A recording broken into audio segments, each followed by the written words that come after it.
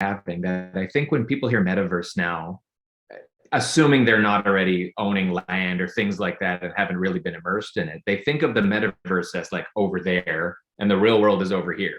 But the way you're talking about it is a very, not necessarily they're one and the same, but they're a lot closer to each other and immersed with each other than people might think. Building a successful real estate career requires you to adapt, pivot, and constantly master new skills. We're Katie and Daniel Steinfeld. We've built our own innovative brokerage, and in this podcast, we've assembled actionable tips and strategies that you can implement to take your business to its maximum potential. It's time to level up.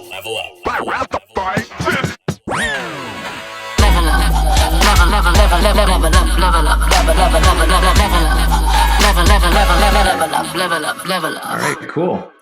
Well, welcome to everybody. This is another episode of Level Up, and it's a special one because we are really fortunate to be joined by the three gentlemen behind MREIT, which we are going to learn all about. And I hope I pronounced that right? Yeah, you got it. Can I call it? Yeah. Okay, because it's calling it like MREIT would be weird. So we've got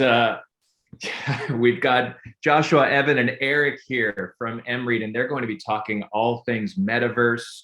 And we're going to be putting this in a real estate context that hopefully gets a lot of discussion sparked. But there's, I think, more than enough to go through just talking about it in general. So welcome, and let's get moving. So, I mean, I don't know which one of you wants to jump in. Maybe if you all want to introduce yourselves, tell us a little bit about what you do, and we will pop right into talking about all the cool stuff everybody want to learn about.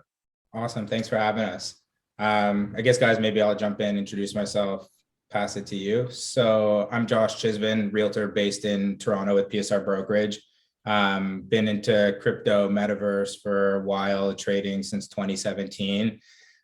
So yeah, why I'm here, talk everything metaverse, NFTs, crypto with you guys, how it's related to realtors and real estate, and how I'm using it in my business. And then I guess my connection with MREIT, where I've now joined on as a partner, board member with Evan and Eric, who are here. They're the founders of MREIT, which is an amazing REIT, like a real estate investment trust based in the metaverse, where they're doing incredible things, working with some very big brands, leasing land, developing land, just like you would in the real world, and getting that, that next level access to their audience. Yeah, I think Josh, you pretty much covered our introduction there too. But yeah, my background, Eric Klein, founder, CEO of Metaspace REIT, or MREIT. My background's corporate commercial real estate, and then I started a cryptocurrency investment and development fund back in 2020. I was an early investor in Bitcoin and BNB and all that stuff. Launched MREIT about 4 weeks ago. We've seen about 12,000% increase since then. And my brother Evan joined very early on. So I'll let him kind of take it from there. Yeah, the co-founder CEO, and I come from more of like a brand direction marketing background for real estate. So I've worked with companies like Compass, Sotheby's, Royal LePage, and most recently Keller Williams as the head of brand. But Eric and I have kind of been tag teaming the real estate space since college. So this would be our third company that we started. That's awesome. Thank you. So anybody that's on the Facebook group, if you want to jump in with any questions at any point, we'll be keeping an eye on the chat.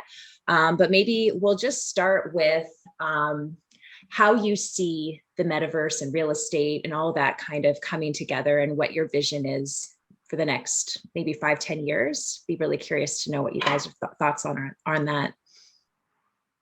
You guys want me to jump in? Yeah, there? Josh, you want to go, and then I'll give you my 2 cents on that. Sure. So I think the biggest thing that I see as the impact with real estate and the use of the metaverse is accessibility and time. I think right now, as we've seen in pandemic, COVID's accelerated that with like what we're doing now, the use of Zoom and all of these things. We've really quickly transitioned from everything being in-person meetings. I think even before all of this, like for realtors that have been around long enough, when we had to drive around and get every signature from clients versus like DocuSign and all of that coming up, how much that something small like that changed our industry. And I think the metaverse is that like tenfold, where it's going to be an opportunity to connect with people, whether it's locally or internationally, be more efficient with showings. I think specifically in like the pre-construction world, being able to show models, experience real estate that's not built or developed yet. I think where we see specifically in Toronto, a lot of international investment, it's going to be a lot more efficient to connect with international buyers and actually provide an experience than a very flat email, PDF, or video call like this. And I think that's really the first step in the next 5 years or so where I see the metaverse having a big impact. And outside of real estate, I think it's really in terms of like what we're talking about, advertising. I think it's going to be where brands, and not specifically realtors, but brands can connect with their audience in a more efficient way with more of an experience than an email newsletter or something that we're used to right now. Yeah, I think, Josh kind of nailed it. I think what we're going to see, like the evolution on how this is going to proceed is going to be faster than anything we've really seen before. And I think the metaverse, not just with real estate, but I do think real estate and gaming will lead the change into the metaverse. And I think the metaverse as a whole is going to be, kind of it's not going to be just, we have like dozens right now and they're all going to connect eventually, but it's going to link work, leisure, social, everything. It's all going to be integrated there. There's going to be virtual workrooms. And I think real estate will help lead that. But everything we do will be linked into the metaverse. And I don't even think it's going to take 5 years. It'll take 24 to 36 months for the big brands like Microsoft and Google to start really integrating. Disney's already doing it. And, if you look at what Meta's doing already. So I think everything we really know will be in the metaverse and we'll be able to interact, and our wallets will be our new social media. I kind of compare it to, what Google was when it first came out. You can search for small businesses and it provides some exclusive branding and marketing opportunities. And I think this is just that kind of on steroids. Yeah, and I think there's an opportunity for realtors to kind of help their clients get into the metaverse, especially on the commercial and retail side. Similar to like helping someone find like a storefront or something, they can help them find a space in Decentraland and kind of determine what works for their brand. Because what we're seeing right now is like we're still in like the prototype phase, but like there's such an opportunity for retail brands to go in and sell digital products, because I think the statistic is like 70% of virtual visitors actually purchase items. So if you're like a retail brand and you've already switched to going online and you're doing Facebook ads, going to the metaverse is just the next step. It's just going to be the evolution of how people network and sell items online. Yeah, I think it's a merger of a lot of things we're doing now. So like Evan and Eric are talking about, Evan, just to take that social media ads, connecting yourself with that ad rather than having them two separate things, where you're now going to essentially that advertisement is going to be an experience with somebody. But I think really what the metaverse is, it's like a culmination of everything we're doing right now. So you take as a brand or a realtor, a social media ad, then you kind of, which is disconnected a little bit from your website, which is disconnected a little bit from your social media page. And yes, there's links to everything, but they're not all one experience. And the biggest thing that kind of was like, aha to me was, especially in real estate, where a lot of us have taken the celebrity route. We care more about our social media presence and our virtual and digital presence today than we do about our real world one. Mm-hmm. Especially when you go through pandemic and COVID and you start to think about how small your real world circle has gotten, but how much you still know about everybody around you, you start to think about that. And it's like that very first step of entering into this, well, everybody's already working as if they're in the metaverse. Like you're very much controlling your image on social media. And whether that is, talk to realtors, a big sale that you did or listing, whether it's to anybody, a life achievement, marriage, kid, new job, new like materialistic travel, new car, anything you really know about anybody, they've curated to you on social media. And so that was like my big whoa moment, because that's when you're going to take all of this and put it together. And then for me, I started to look at like the generation or a couple after us and what kids are doing with Fortnite and all this gaming now, and where there's a big percentage of them that would rather get as a gift that digital asset, whether it's like a pair of shoes for their character or a new item or a new game or level, than get that pair of Jordans in real life and all of that. It just doesn't have that same impact for them. And when you start to really shift your mindset into, whoa, this is already happening, we just don't have that platform built out yet. It really does make sense, because everybody is like so desperate for that platform of organization. They just don't know it, because everything you're connecting with everybody is kind of all over the place right now. And if you really look at like even Gmail, they've created apps that you can go to one desktop, very flat platform to work all of your things in one. And the metaverse is just that like real world experience kind of taken over. So you brought up a lot of things that kind of connect to a very basic thought process that people might be having, that I think when people hear metaverse now, assuming they're not already owning land or things like that and haven't really been immersed in it, they think of the metaverse as like over there and the real world is over here. But the way you're talking about it is a very, not necessarily they're one and the same, but they're a lot closer to each other and immersed with each other than people might think. So is the metaverse, maybe if we even just define what that is for people who are hearing this and just kind of sat down, they're like, okay, great, metaverse, it's a cool word, everyone's talking about it. You know, it speaks to this virtual sort of, I guess, snapshot of things we do.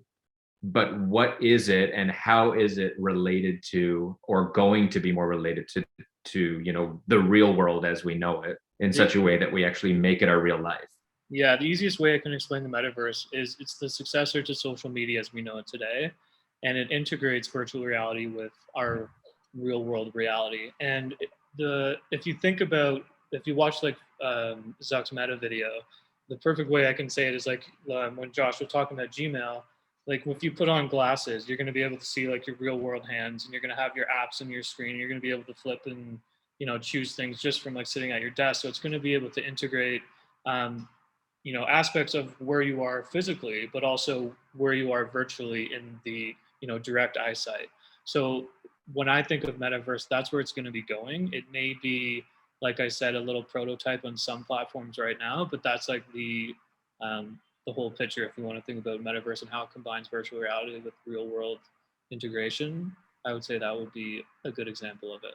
Yeah, I don't even see it as something else. Like what we're seeing right now is the blend between our real world life with metaverse, and the biggest opportunities right now is that integration piece. Like if you look at Sotheby's that put up an auction house, you know, yes, it's like a website, but you're linking like your real world activities and your real world attributes into that new Decentraland piece or wherever you're going to go. So where it's going to go is, like Evan said, you're going to wear glasses and everything's going to be right in front of you. So it's going to be fully integrated. But what we're seeing right now is that integration process between real world and metaverse. So like, you know, when we buy land in Decentraland, I don't even view it, you know, sometimes it hits me. It's like, well, wow, and this is like just an NFT, but like, it doesn't even hit me anymore. That's like an asset in my head, you know, like whether we spend $100,000 on a piece of land and the metaverse is the same to me right now than buying a real piece of land. So that integration right now is yeah. But yeah, no, I agree with you. And I think right now the definition of the metaverse is like this digital virtual world off in the cloud that everybody is so disconnected from. But in reality, I don't think that's what it is at all. It's just the next evolution and next step on what we're doing now. I think it's like the equivalent, if you again want to really apply it to what we do today, would you call the internet or Facebook or any like something different than your real world or your life? No. For a lot of people who you are on social media is kind of very different than who you really are, maybe, but you would never really create it as two different things. And that's what the metaverse is. And right now with where we're at, you know, you want to talk in that 5 to 10 year window. I think it's like Evan and Eric are talking about, it's very much more to the commercial side, to brands, to connecting with audience, to retail, to experience, to gaming, the residential side for realtors where a lot of us are. There's a massive impact, but that impact is not that you're going to all of a sudden somehow live, sleep, eat in the digital world. I think it solves a lot of issues that we're seeing in the real world real estate. And one very basic thing is the more people that are interacting, working through the metaverse or some sort of digital platform, the less physical space they require in real life. And that's where a lot of these smaller condos, smaller office spaces, shared workspaces, whatever you want to call it, are going to make a lot more sense, which is already a trend that we've seen, because all of a sudden you don't need so much space, whether it's in your residence or in your office, because you're doing more and more online. And without even using the term metaverse, that's happened with Zoom with people, right? That's happened in the last 24 months with people. So I think that's just where this is really going to have its biggest impact and going to shift.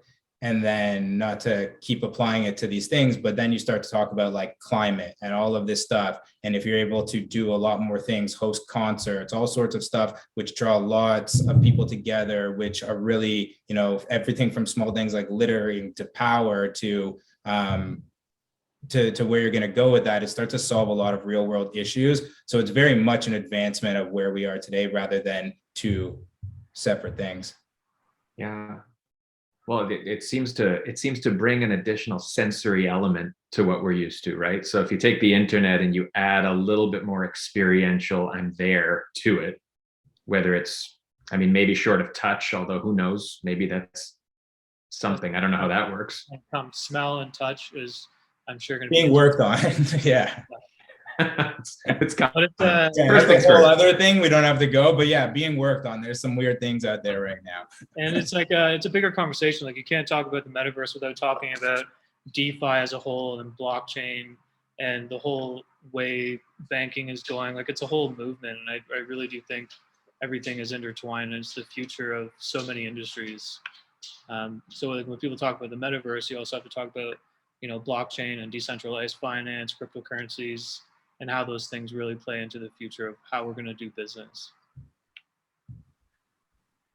Yeah, no, I agree. And I think that's like the whole other side to it, you know, to talk about real estate in the real world once currencies really go digital. And I think everybody sees that coming, and it might not be that we're all trading Bitcoin, but even something as simple as the Canadian dollar, US dollar, just going on the blockchain and becoming digital. Like, how often are you going to go to the bank? How many pieces of real estate, you know, from branches does the bank hold? So if you're not going to the bank anymore and everything's being held in your wallet, and now you're just trading with people directly on that currency, like, how much do you need the bank? How much are you actually making by holding your money in a savings account right now? Like, who's really doing, and it just starts to bring up all of these conversations that really do make a lot of sense outside of the whole like disconnect from the system, like, you know, kill the man type of thing. Like, there really is an advancement here that we're already on the path of, whether you want to buy into it or not, that really does make a lot of sense. 100%. And if you look at the history of centralized finance and decentralized finance, like, decentralized finance predates centralized finance, you know, like from trading, you know, goats for items and things like that. And that wasn't feasible, and you couldn't carry it around. So like, you know, fast forward, you had gold, and then they created gold coins, and then you couldn't carry those around. So then you came up, you know, with the dollar and the paper dollar.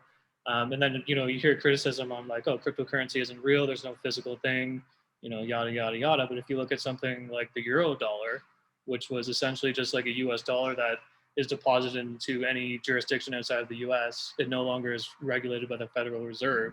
So essentially, it's sort of a version of tokenization in today's cryptocurrency climate. It's not too far different.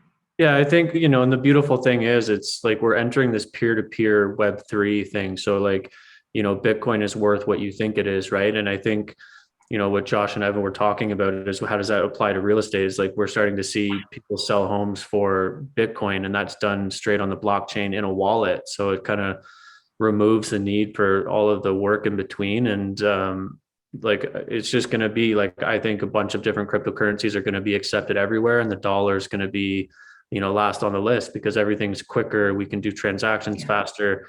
And it's going to be, you know, what is this worth? It's worth what it's worth to me. And that's kind of the Web3 version of what we're going to see. So yeah, I think DeFi has a huge aspect to how this is going to play out, like Ev said. Mm-hmm.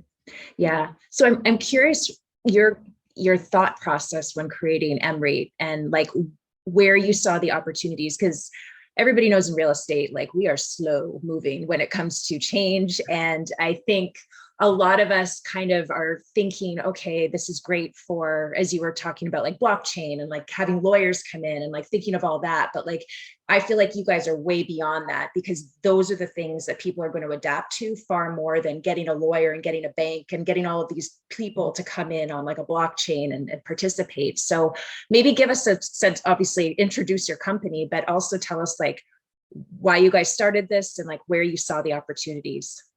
Yeah, for sure. So I got into real estate when I was like 20, and I worked at a commercial firm for a guy, and he was a commercial broker president, and he did a lot of interesting things. He also did a lot of financing. He had his mortgage license. So we worked with a lot of developers on the finance side, and we ended up working and sourcing funds and building the foundation for $100 million REIT in Toronto. So I got exposed to kind of all the work that went involved to creating a REIT and all the back end things and getting all the properties and the financing and all that stuff. And, you know, that was a very complicated process. And then I moved to the private equity world where I was still in real estate, working on real estate funds. And then we would essentially create a fund, but it was only allowed that, you know, you had to be accredited, you had to make a certain threshold of income, you had to have a certain net worth for you to even participate in that fund. Right. So I got involved in cryptocurrency and investing and all that stuff. And then I said, why don't I blend the two and create essentially a metaverse REIT? As soon as the metaverse, like virtual real estate was on my radar for a long time. But when Facebook really doubled down is when I was like, okay, like this is where I need to be. And I was just really early. It was pretty risky, but so we created MREIT with the concept of accessibility. So we created the token first. And if you look at some of our competitors, you know, they have traditional VC funding routes where they do, you know, the capital raises from accredited investors, and they go out and they purchase in Decentraland or Sandbox, but they don't tokenize. So we did things a little bit backwards. So the thought process was, this is going to be a community-driven sort of project. We're entering a peer-to-peer economy. The information we're going to own ourselves. There's going to be no custodian. There's going to be no person. Like if you look at a DAO, like there's going to be nobody governing this, right? It's going to be us. So creating the token was step one. So we built out a token on Binance Coin, and then we just launched our Ethereum token. And that provides everybody, whether you want to invest $1 or $100,000, the ability to invest into MREIT and profit off it. So the model is, you can buy MREIT on Uniswap. You can buy $10, you can buy whatever, however much you want, and you get the benefits of real estate ownership in the metaverse. So we send back 25% of profits into a reward pool, and that gets divvied up in between our token holders. So when we make money, our token holders make money. Token price will go up. There's a limited supply. There's a lot of tokenomics that I won't bore you with. But there's a lot of back end things that help token price drive up, and they get to profit, right? Because the average price right now in Decentraland is like 15 grand. Not everybody can afford that, nor do they want to do that, or maybe they don't know how to do that. But so it was all about accessibility, and it's kind of grown into this really wild beast, and we love it. But that was the concept. Was, you know, I grew up poor. I didn't have ability to invest, right? So I wanted everybody to kind of be able to, and kind of be a part of this really sick project at an early stage, because we are kind of the biggest and the best right now, and you know, we're the first to do it. But yeah, I mean that was the concept. Very cool. So the portfolio that you're building of assets that fall under the fund, what sort of, I mean, I would assume it's the same sort of approach in a very different way, where you're evaluating the assets and the land that's available. Are you purchasing it as an investment to subsequently develop on? Are you purchasing different types? And this is a loaded question, so you might talk for the next half hour, but I'm curious about, you know, the evaluation process that goes into it. You know, like you said, there's Decentraland, there's Sandbox, there's all sorts of, I guess, gamified lands that are popping up all over the place. I don't know if you look at those as different real estate assets, but how do you, I guess, evaluate what you're buying? How do you diversify it if that's part of your approach? What's the end game with it? Are you a landlord? Are you reselling? Yeah, And I can pop in for a few. So we look at, depending on who the client is and who the end user is, we look at different platforms. Like for instance, like Decentraland may be better for clients who are more interested in advertising aspects, whereas Sandbox is more of like an end user experience. And then we go in, and it's kind of funny. You can get, I'll use Decentraland for as an example, because that's where we're launching our HQ and that's where we're focused on as the start.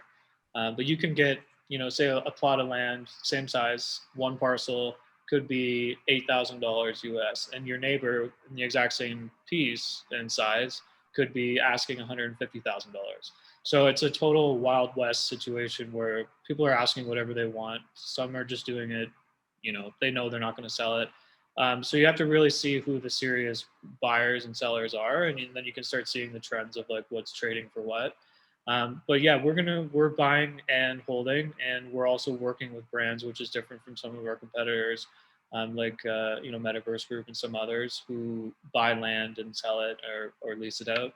We're actually going to be working with our brands to get set up, and we work with a company in Vancouver. They use a program called Blender, which is like an architectural software program. So we're able to build customized buildings for our clients rather than just providing them sort of like a Lego situation or using Decentraland Developer. And we go with them and we say, we have these lands available, and if they want something customized, we can go out and purchase it for them.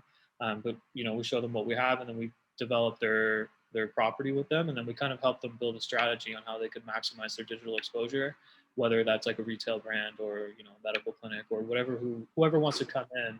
We work with them to kind of get them set up, and we show them the ropes on how they can sell their products as NFTs or their services or whatnot. So it all depends on who we're working with and what the strategy is. But like a traditional REIT, we buy, develop, and then lease it out to our clients.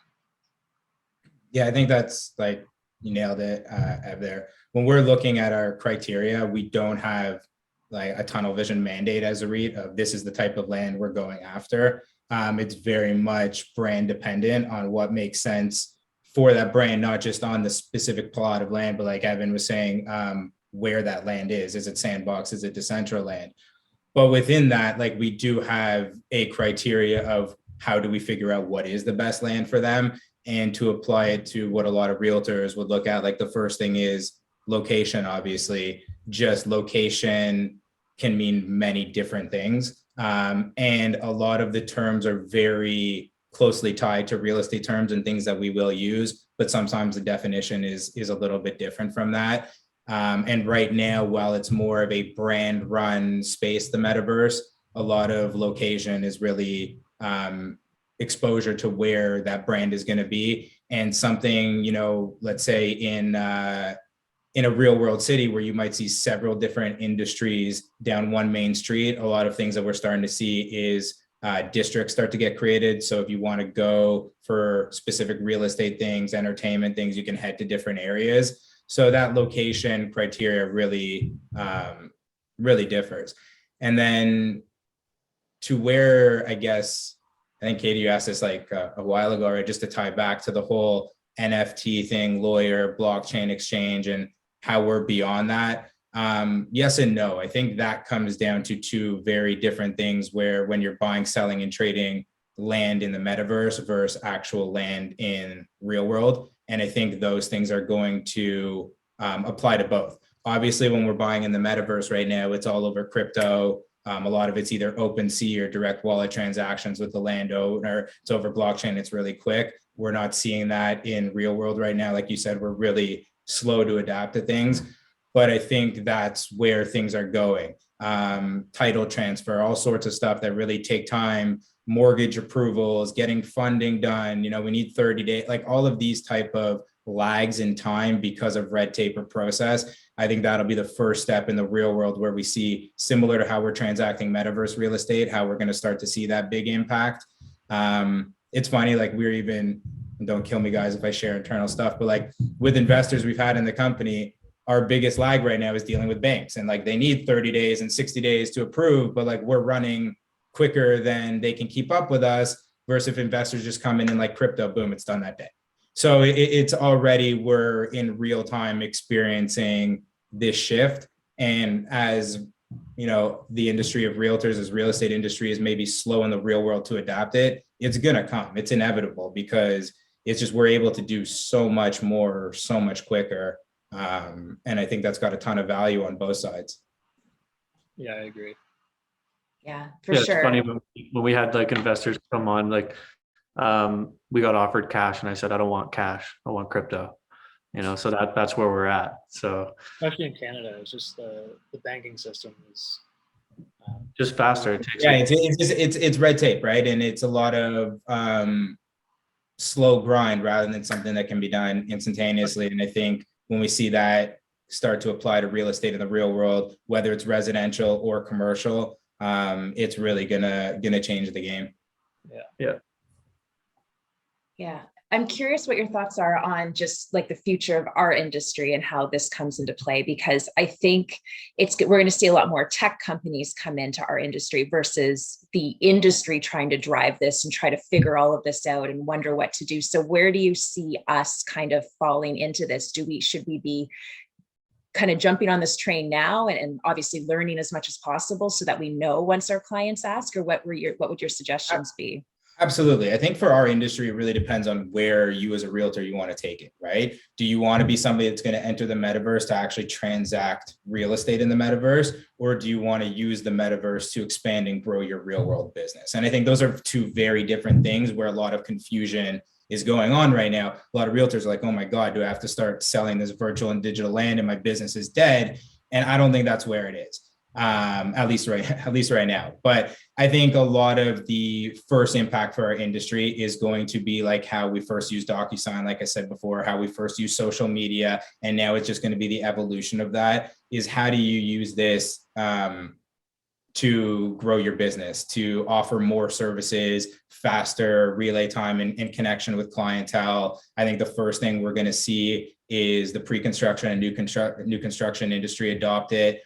For a long time, we've gone in and looked at like either models that are like made of toothpicks sometimes or 2D flat floor plans. And even when you can see, for example, a Matterport video, which I think is great, was like the first step to this. There's only so much experience you have clicking dots to move around, stuff like that. I think when you're able to put on glasses, a headset, whatever it is, walk into that pre-construction property, feel, touch, open an appliance, move around, really experience as if you're there, it's going to change that. And we're already working with brands to develop these experiences. So I think this is where we're really going to see that, and then apply that to resale real estate, right? Virtual tours is going to be the first thing that's going to be gone. There's not going to be video tours of anything. It's going to be an experience for people to come.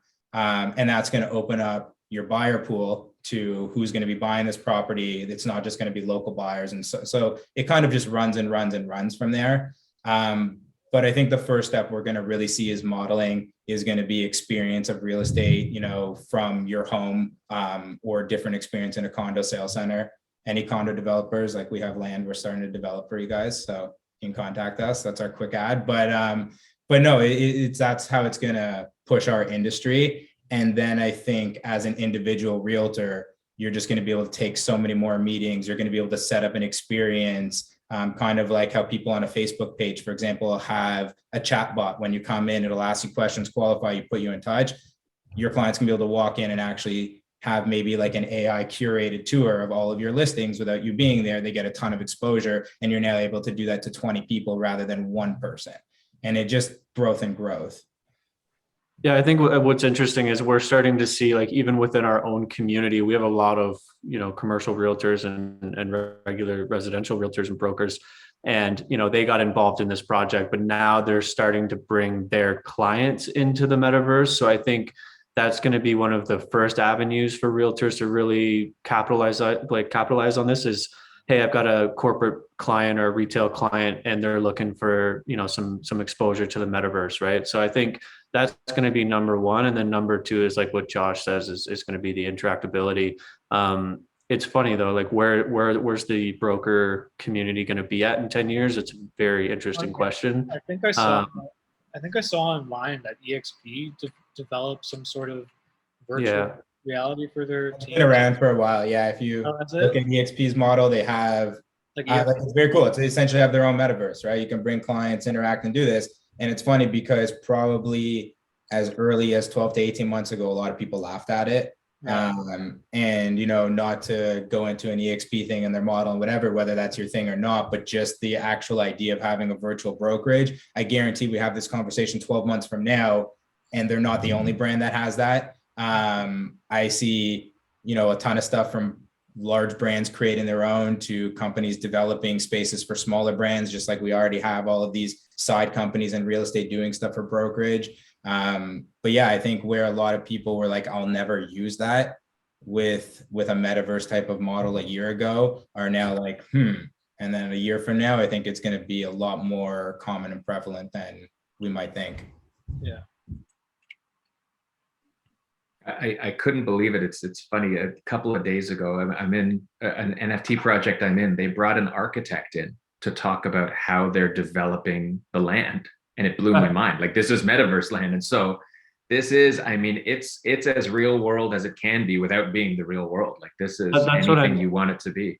It's amazing, man. And that's what I mean. Like, what we're seeing right now, but like the blend and the integration between real world and metaverse, like we had an article come out in the Real Deal back in December, and I got like probably 6 to 8 emails from architects who have transitioned into NFT design and rendering, and they're making more money designing condominiums and homes as like a blueprint, but like actually creating the whole NFT. And they're architects, and they don't need a license, they don't need anything. There's no red tape, and they're making more money creating these NFTs than they were creating renderings for a developer, right? So, and that's also a big part of what we're doing. Is like we have probably 4 or 5 architects like on the speed dial to create an NFT project with. That's going to be one of our next steps. But yeah, like the integration is happening. It's very real. It's something we push to, even for our headquarters, which we're going to be launching in the next few days. Like, Evan was huge on this, of making it very much a real world style building to really have it relatable than something that, you know, as we keep using, looks like a Lego or a 1992 like Mario graphic style building. Leisure Suit Larry. Exactly. Right? That's like what a lot of it feels like you're walking around is, and like interacting with people.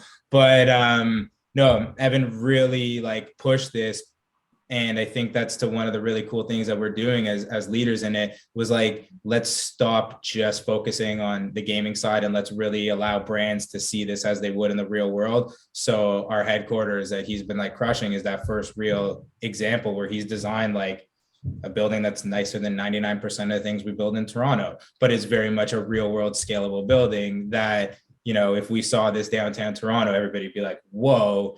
And that's something that is cool about the metaverse. You don't have to necessarily right now deal with the city of Toronto saying, build straight, tall glass. That's all we want. You know, you can really start to do cool things. And I think that's where a lot of architects who are creative people are shifting this way, because, you know, they're creative people that work in a world that by bylaws and municipalities that are essentially told what to do. Right. And anytime they break through that, like the PR and the news in that city is huge, because it's the first artistic building we're seeing, or creative building. And so that's really why I see a lot of like what Eric's talking about, people shifting to the metaverse, which is a whole other conversation, but they finally have control of what they're doing. And this is that whole peer-to-peer thing. You're not putting your like blood, sweat, and tears into something so a city or a corporation or something can do well and run with it. You're finally getting the impact of your work, and you're able to represent yourself to a scalable audience, which is a global audience, rather than just like your neighborhood or something like that, where it might have been hard before. So you were forced to go into a big corporate model. And that's kind of where it's like to what you're talking about, seeing architects come in. It's super cool. And it's creating a whole wave of new professionals. Like I said, we use a program called Blender, and I'm sure it's familiar with architects, but architecture firms, like people who work there, it's just creating like a whole other like separate industry where we're going to have architects just for the metaverse and just for Decentraland and just for Sandbox. And it expands beyond buildings. Like it goes from collectibles or, you know, shirts, shoes, sunglasses. I know people personally who have left their full-time jobs, and all they do is create collectibles for the metaverse, or they create buildings now for clients like us, and they're making a killing. And they left their traditional like architecture firm job to go focus on freelancing for people like us. And it's just going to create a whole wave of like new creatives, if you will. It's just Yeah, that's what I mean. Like the evolution of the way this is going to go is going to be very fascinating and very interesting. Like even, Will, who's on our team, where he's talking about maybe learning how to create, one-of-one collectibles and how to develop it in-house. Like it's just like the opportunities are really going to be endless, especially for like the end user. Like our HQ could become something entirely different in a year from now. You know what I mean? And I think the push for realization, like making things extremely real. I know Meta's working on creating a virtual reality AR type thing that looks almost like real life, and that's essentially where we're going to go, right? So it's like getting in at like www.era. Have you guys seen the thing on Instagram? They're called deep fakes, and there's the Tom Cruise guy. Yeah. So the Winklevoss twins and that guy who does the Tom Cruise thing, they just got acquired, and they're going to be leading the metaverse space on creating. It's super creepy. Realistic avatars for the metaverse. Yeah, they can essentially change your, like if you look sort of like somebody, they can essentially change your look via VR and AR to look like somebody else, and that's actually going to be integrated to the metaverse. So when you put on become the third twin, I'm going to become one of you guys. Just the you could. That's all I'm going to do.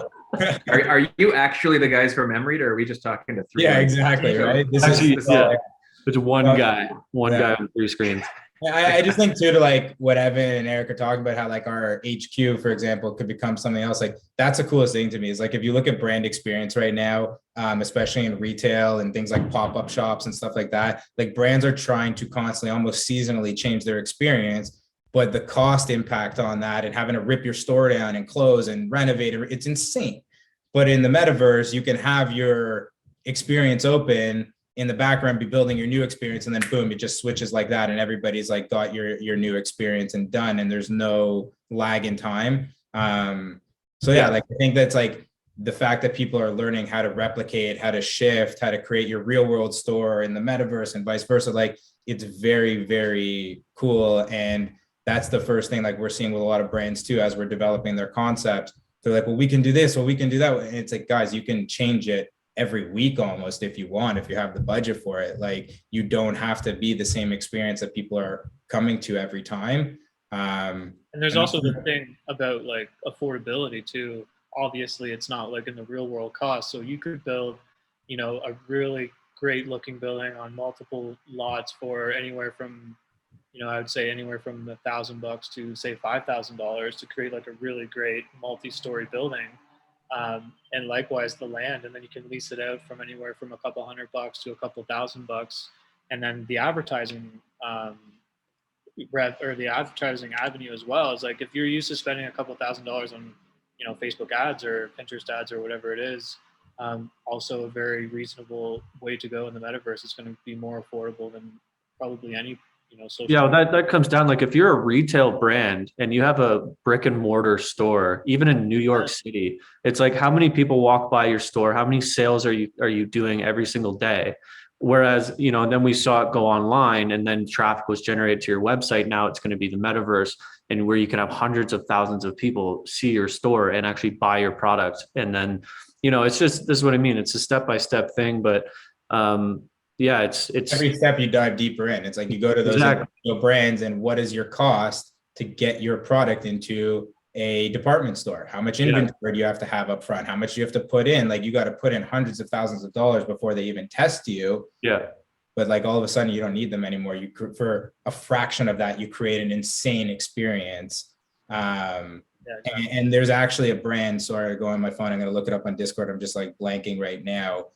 Called the Wild Bunch. Like I'm part of their Discord chat, and it's a creative guy who's making like crazy clothing, t-shirt, all this stuff. And through metaverse, through Discord, through kind of identifying away from being in department stores, wherever he sets up a pop-up in the real world, he's got lineups of 300, 400, 500 people as an individual artist, and you can connect with him directly like in his chat. And it's just very cool peer-to-peer community stuff. And he's probably doing better than you would on a dollars and cents wise than being in a department store and having to shave off the top. And he hasn't had to go through all that red tape, headache, blah, blah, blah. So that applies to everything. And like keep looping it back to real estate and real world. it just allows realtors, builders, developers, buyers, sellers to really kind of get super creative rather than essentially every realtor doing the same thing in a slightly different creative way. Absolutely. Okay, we've got a ton of questions coming in, and even though I'm sure I've got so many, we're gonna have to have beers after this because I don't want to take away from the people in the audience. But I guess pulling it back, like right to the beginning, one of the questions, which I think is something important to just make sure everyone understands, is when it comes to the actual proof of ownership of land, things like that. One question that was asked early on is using the example of, a couple of plots next to each other in the sandbox, right? Let's say I own a plot, Katie owns a plot, you own a plot. What is it that verifies and confirms ownership, prevents people from, squatting in there, taking a slice from the middle and saying, I own this, things like that. And then I guess we can expand that to the assets that people place onto these plots of land, the ownership of those, the transferability of those. You talked about changing them. If I own 3 plots in different spots, can I use the same building that I've developed once and place it in all 3 at no cost to me? Or is this a new development? So there's a lot of questions about that. If you can speak to just how blockchain and how proof of ownership and how it all works. Yeah, I can, Eric, you can jump in after, but I'll add a few notes. Is like in Decentraland specifically, it's connected to your wallet. So say if you're using MetaMask, you buy the land, it's connected to your MetaMask, you get to see that transaction just like you would any other thing. So when you buy a parcel of land, you have a contract, you're the owner, but you also have the ability to assign somebody as an operator. So when you lease it out or whatever you want to do with it, if you assign somebody as an operator, they can come in and make changes to the parcel as they would if it was their own. So you have the ownership, and then you can also have an operator. But as far as like running around and going into your land and your building, if you will, that's where it's more open. Like you can run into anybody's building essentially and check things out, and that's the whole point of it. Really, is like the advertising aspect. But yeah, I don't know if that answers part of the question, but Well, I think you can put into that, like you can create force fields, things like that. You can essentially draw like circles around tables where anybody can enter, but only people within a certain boundary can hear voice chat. Like there is to expand, but that's another hour conversation on like metaverse security and stuff like that. The point is that there is a way to, and Eric will tell you more technical, but to verify ownership and to protect what's yours. Yeah, so like there's 2 parts of that. Like, so first of all, if you have one lot and you have a building on that lot and you move or you want to buy like a 3 parcel lot, you can actually take your renderings and import it, but you have to redesign it to make it fit memory wise. So each lot has a certain set like memory available, and you can expand this or decrease this however you'd like, but you would have to redesign and recreate your building to fit the memory specifications of that new lot. But you are able to take that building out, and we call it publish or import into a new lot, right? And you can copy it, you can change it, you can do whatever you want. Like gravity is really not a thing. Now, the second part of that is, the ownership side of that. And this is where I think the blockchain really needs to be discussed more, because that's really the fundamental piece of everything that we're doing now. If you look at Visa and MasterCard and all these companies that are integrating crypto projects and crypto, I hate when people use crypto projects because it's so vague, right? But it's the blockchain. So each NFT essentially is what you're buying. So your land in Decentraland is an NFT. It's run through a smart contract. And what does that really mean? It's like the way that I compare it for people to understand it in very simple terms is if you go to www.google.com, it's a linear transaction. It's governed. It takes you from point A to point B, but there's a lot of steps in the middle that's where the hackers come. It can get messy, right?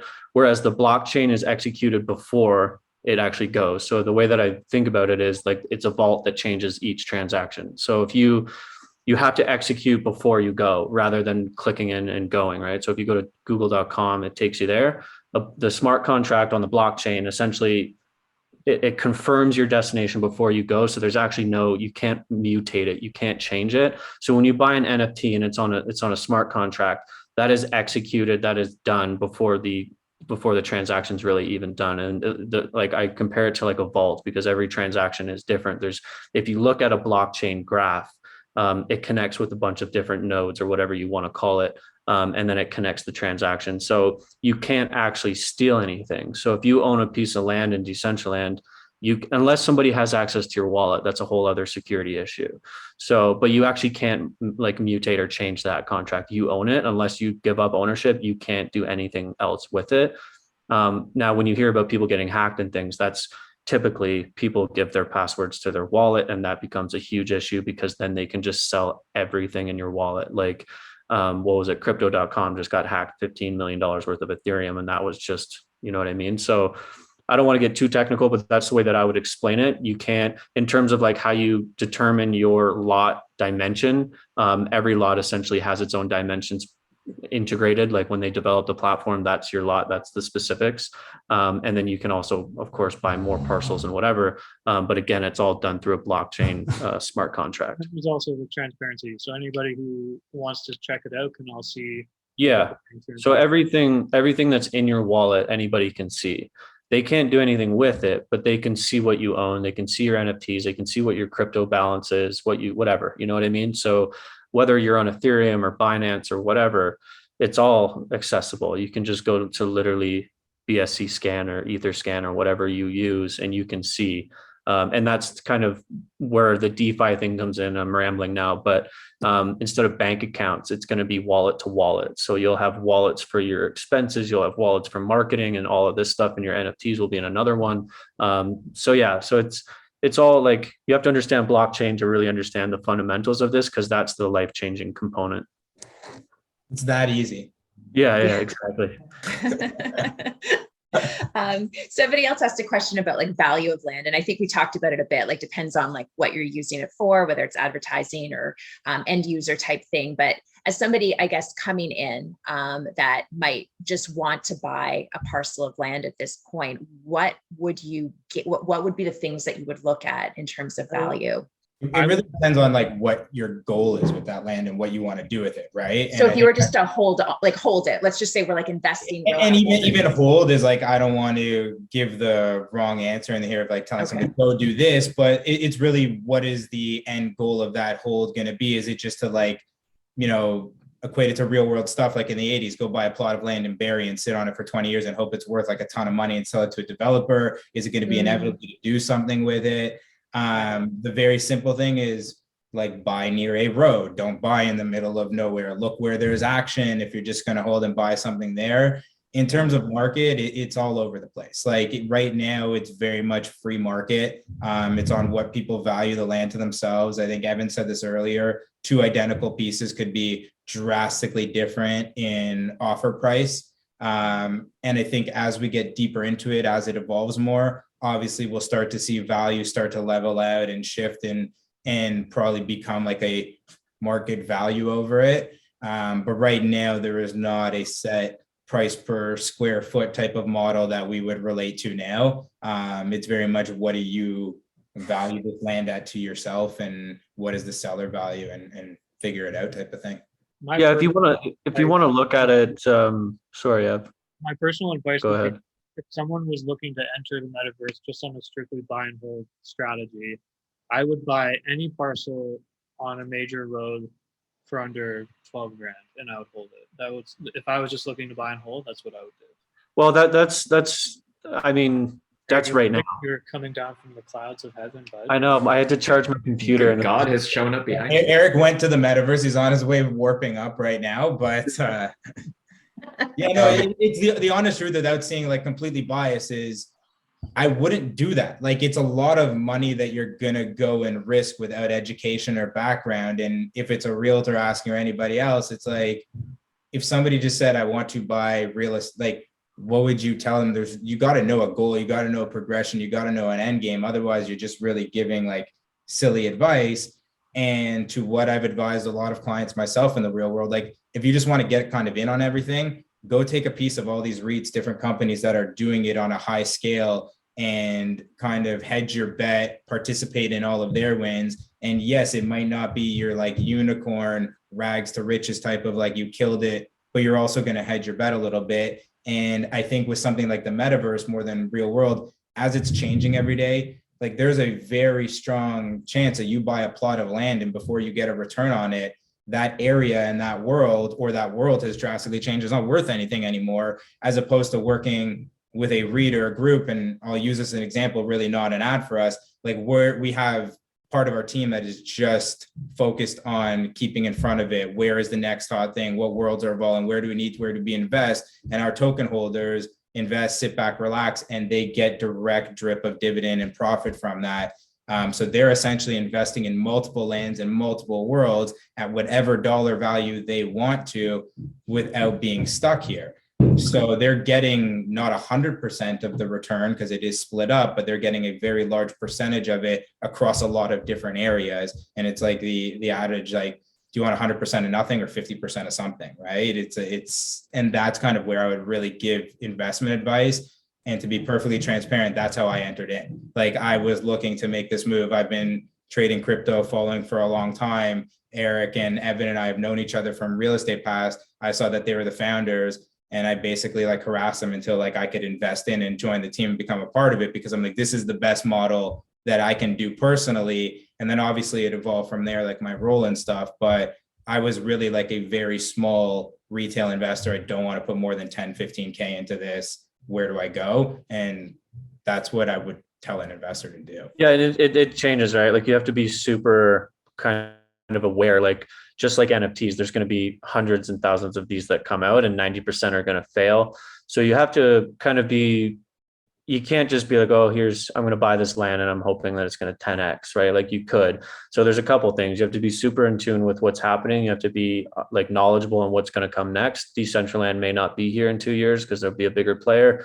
And then you have to look at, do I have Twitter headquarters around the corner from my lot? And what are my neighbors selling for? So if my neighbor's selling for 100 grand and my other neighbor's selling for 75 and I'm getting this for 50, that's just basic real estate math, right? So that would be a good deal, but you have to be cognizant of how long is this going to last? Like, when do I get out? When do I get in? That's very important as well. So like Josh said, a lot of companies like us are doing that, and we're very, like, we have our finger on the pulse on what's going to happen next. Property management 101, like what we're seeing too as big players come in, because it's broken into plots. You have this plot of land, you're like, cool, I've invested, I'm ready to go, I've got one little square. And then somebody comes and buys everything around you with a huge budget. It's like in real world. And all of a sudden your plot of land is only worth something to them, and they've now controlled the market for you. And if you're an individual that's not on top of this, that doesn't see this coming, which is not like a weeks, months, years thing like we see in real estate, this could happen in minutes, and you're not tracking it, all of a sudden you've really shot yourself in the foot, right? And so we're kind of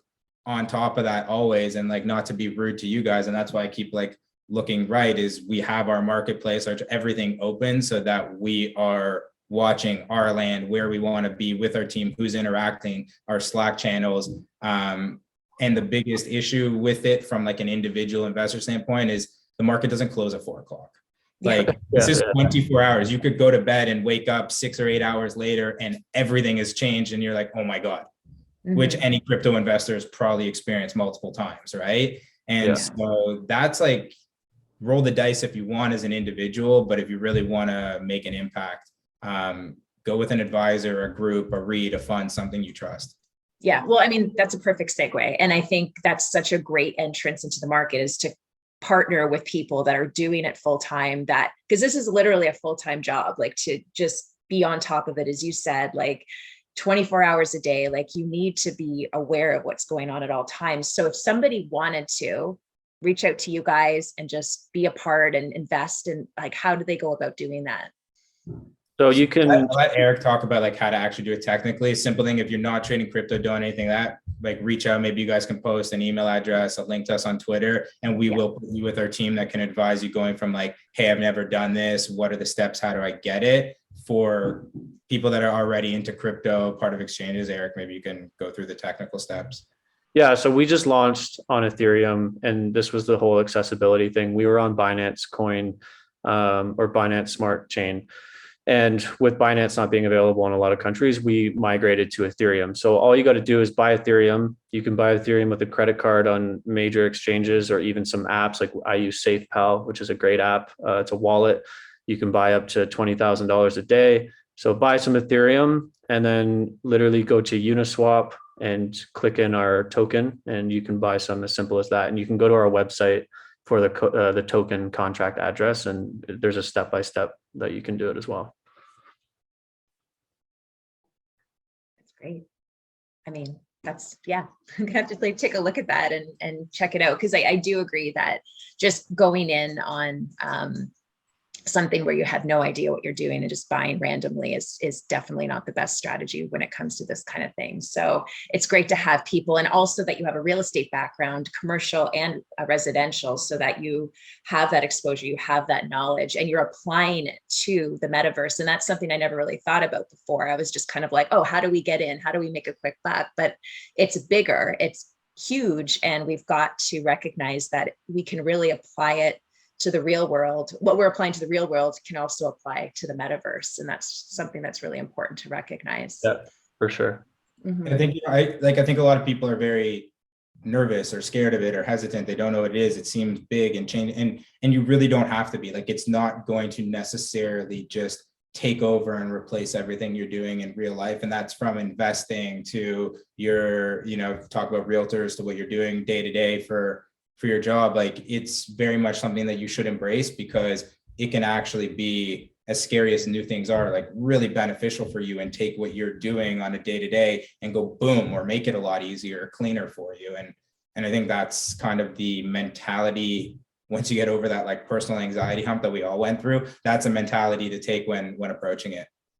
Yeah. And people think it's so unattainable. Like, they think they don't. I think the biggest disconnect is people don't know where it is. Like, where is the metaverse, right? And it's no different than going to facebook.com. It's literally that simple. You go to Decentraland, and that's how it is right now. So it can be overwhelming for a lot of people, but it's very simple to educate yourself and get involved, and buy some crypto, create a wallet, and just explore. Like, just go see what's available. Go run around Decentraland, and you'll start to understand the opportunity, I think. And from an accessibility perspective, then, I'm going to guess that a lot of people listening to this and who are hearing about it for virtually the first time probably don't have glasses or virtual reality things equipment wise.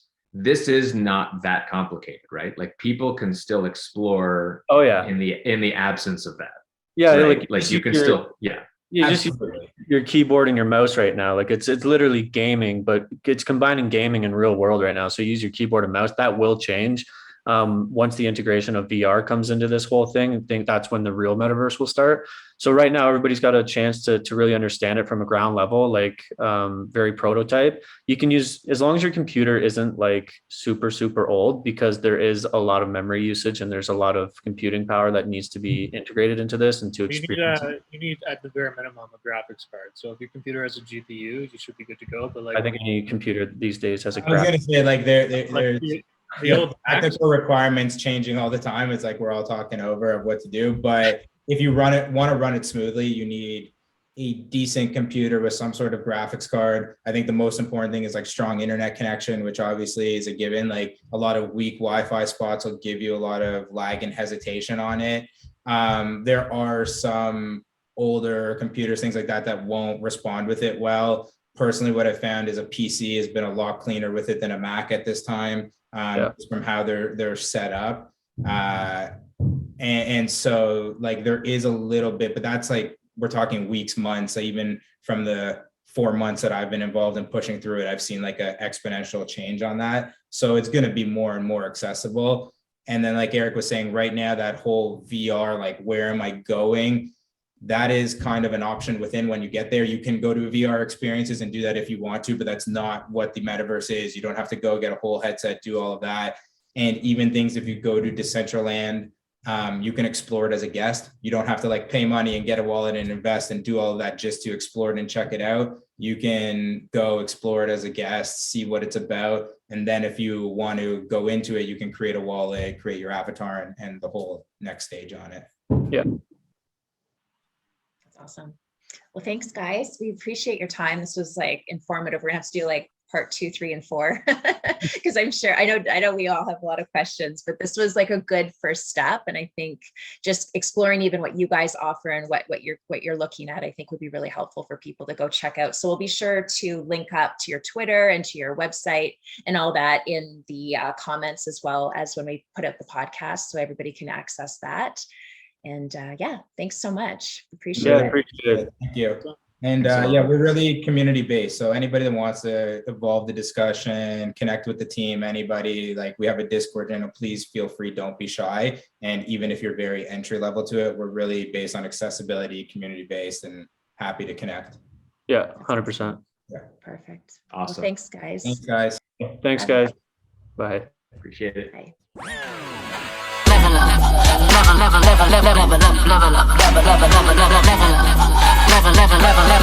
Level up, level up.